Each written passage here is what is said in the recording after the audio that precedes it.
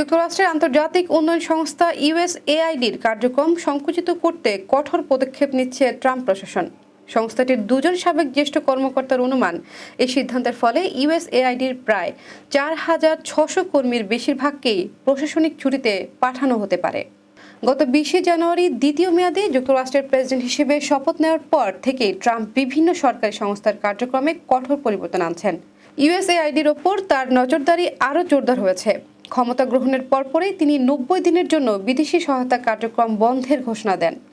এই পদক্ষেপের ফলে অনাহার ও প্রাণঘাতী রোগের বিরুদ্ধে লড়াই, বাস্তুচ্যুত মানুষের পুনর্বাসন সহ বিভিন্ন মানবিক সহায়তা কার্যক্রম ব্যাহত হতে পারে বলে আশঙ্কা করা হচ্ছে।